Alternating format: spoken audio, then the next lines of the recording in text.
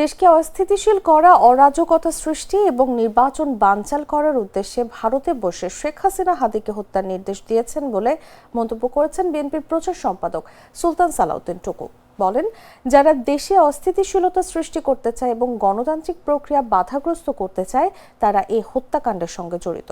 শনিবার দুপুরে টাঙ্গাইল সদর উপজেলার বিনাফির উচ্চ বিদ্যালয় মাঠে সাবেক প্রধানমন্ত্রী বেগম খালেদা জিয়ার সুস্থতা কামনা এবং ডাইনা ইউনিয়নের সাবেক চেয়ারম্যান রফিকুল ইসলাম ফারুকের মৃত্যুবার্ষিকীতে দোয়া মাহফিলে সাংবাদিকদের প্রশ্নের জবাবে তিনি এসব কথা বলেন। এ সময় আগামী নির্বাচনে ধানের শীষের বিজয় সুনিশ্চিত করে বিএনপি সরকার গঠন করবে বলেও আশা ব্যক্ত করেন তিনি।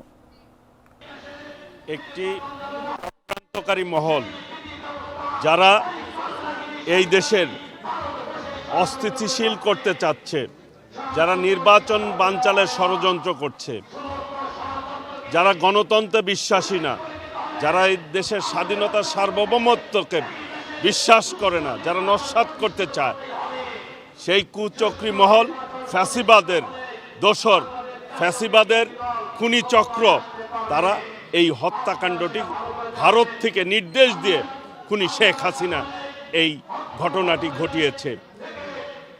ঘটনা ঘটার পরে ঘটনাকে ভিন্ন খাতে প্রবাহিত করার জন্য দৃষ্টিটা ভিন্ন দিকে দিয়ে এই দিক দিয়ে খুনিরা পালানোর ব্যাপারে সহযোগিতা করেছে। আমি মনে করব যে আজকে খুনিরা কিভাবে পালিয়ে গেল সেই দিকে দৃষ্টি না দিয়ে যারা এই ঘটনাকে ভিন্ন খাতে দেওয়ার চেষ্টা করেছিল, যে তারা প্রকারান্তে খুনিকে পালিয়ে